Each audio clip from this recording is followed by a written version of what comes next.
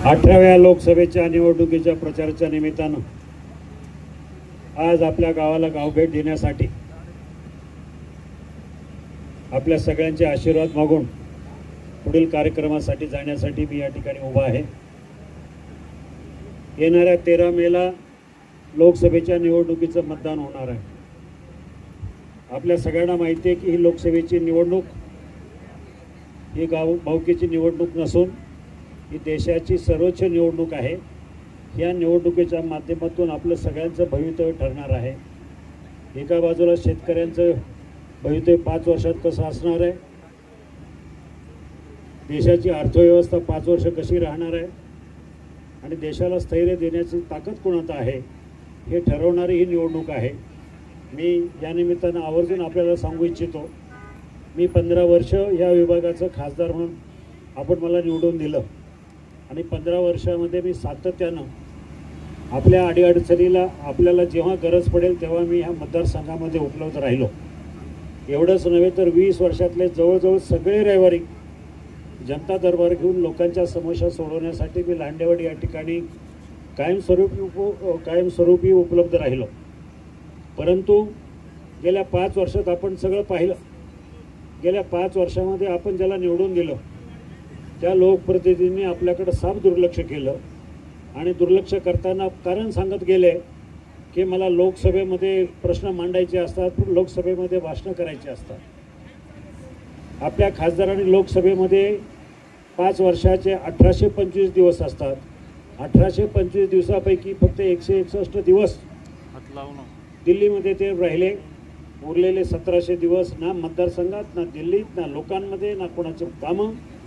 अशा खासदारांना परत निवडून देण्यापेक्षा आपल्याला माहिती आहे की उद्या केंद्रामधलं सरकार हे नरेंद्र मोदीजींच्या विचाराचं असणार आहे। उद्या पंतप्रधान नरेंद्र मोदीजी असणार आहे आणि अशा वेळेला ह्या विभागाचा खासदार सत्तेतला खासदार नरेंद्र मोदीजींच्या विचाराचा असेल तर सगळ्यात मोठे प्रकल्प, आता खासदारांची कामं छोटे मोठे रस्त्यापेक्षा हायवे आणि रेल्वे या प्रकारची कामं असतात आणि त्या प्रकल्पासाठी नाही म्हटलं तरी येणाऱ्या 5 वर्षात 40 ते 45,000 कोटी रुपयाची आपल्याला गरज पडणार आहे। रेल्वेचाच प्रकल्प हा जवळजवळ 24,000 कोटी रुपयाचा आहे आणि सगळे रस्ते सोलापूर रोड, नगर रोड, तळेगाव, चाकण, शिक्रापूर रोड आणि आपला चाकणची ट्रॅफिक हे सगळे कामं पूर्ण करण्यासाठी आपल्याला किमान अजून 24,000 कोटी रुपये लागणार आहे आणि हे सगळं आणण्याची क्षमता ही सत्तेतल्या खासदारामध्ये असणार आहे।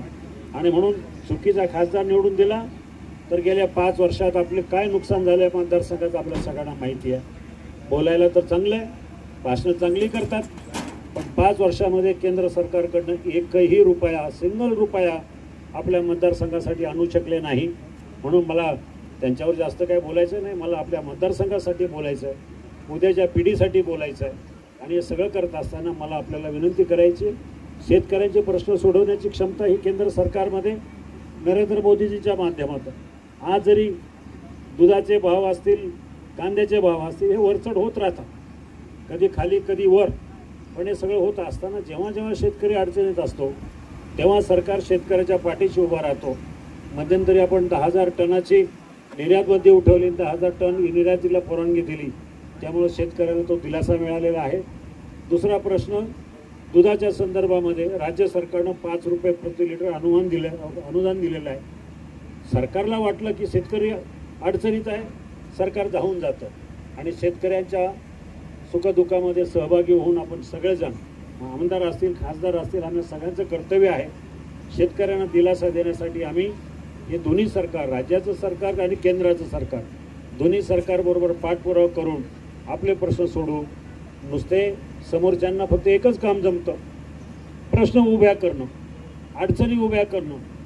प्रश्न सोडवण्याची तर माहिती नाही आहे, प्रश्न सोडवण्याचा अनुभव नाही, प्रश्न सोडवण्याची वेळ नाही, फक्त भाषणं करायची आणि प्रश्न निर्माण करायचे। आमच्याकडे जी ताकद आहे, जे काही प्रश्न असतील ते सोडवणं हे आमचं काम असतं।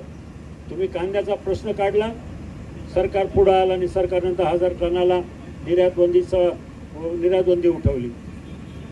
काही लोकांना शेतकरी अडचणीत आला, दुधाच्या भावासाठी अनुदान दिलं।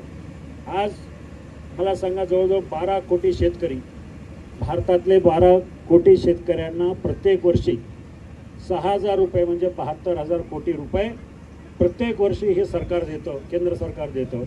राज्य सरकारनं पण तेवढीच रक्कम 6,000 रुपये प्रत्येक वर्षी राज्य सरकारनं सुद्धा एकनाथभाई शिंदे यांच्या नेतृत्वाखालच्या सरकारनं, देवेंद्रजी फडणवीस असतील किंवा अजितदादा असतील, या सरकारनं निर्णय घेऊन ती योजना राज्यामध्ये राबवलेली आहे.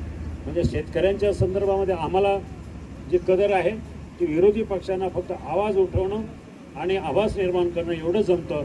म्हणून आपण सगळ्यांनी लक्षात घ्या, ही निवडणूक मतदारसंघाच्या प्रतिष्ठेची आहे, ही निवडणूक मतदारसंघाच्या विकास कामाची आहे. म्हणून आपण सगळ्यांनी कुठल्याही दबावाला बळी न पडता, कुठल्याही भूलतापाला बळी न पडता, फक्त आणि फक्त घड्याळाच्या चिन्हाचं बटन दाबून मला विजयी करा. मी कायम आपल्यासोबत राहणार, मी कधीही मतदारसंघातून गायब होणार नाही, आपल्याला माहिती आहे. एवढंच या ठिकाणी सांगतो आणि थांबतो. धन्यवाद.